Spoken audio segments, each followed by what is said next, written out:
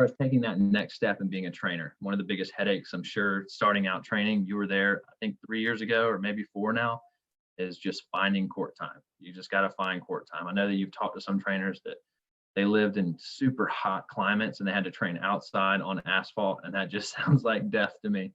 But you got to make it work. So, I mean, if you're wanting to scale your business, I definitely think owning a facility of some type is like key. That's the next level. And so I have 5 points that I think that can be applicable to it.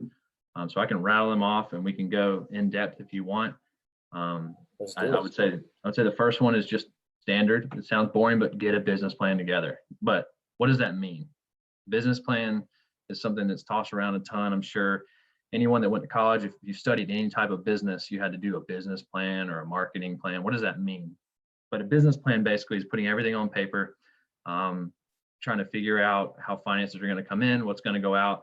It's really just a brain dump on paper. And I would suggest doing it over the course of months, to be honest. It's a huge decision to take on a commercial space. The rates are typically a little higher. The payoff period is usually a little shorter.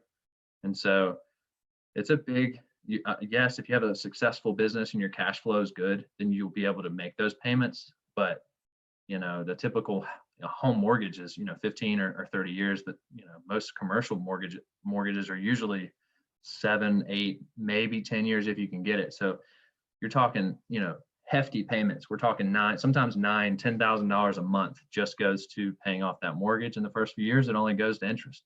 So those are all things you need to consider in your business plan. So I'd say the first question to ask yourself is, do you need funding? I'm sure there's a few trainers out there that have been doing it long enough that, they've got a good reserve and they can go lay down, 20%. That's another thing on commercial. Typically, most banks or lenders are going to ask for 20% upfront, which is hefty on a $1 million space or $500,000 space. 20%, that's real dollars that just, it's poof. It's not gone. You have equity in it, but it's no longer at your use. It's being used. So do you need funding?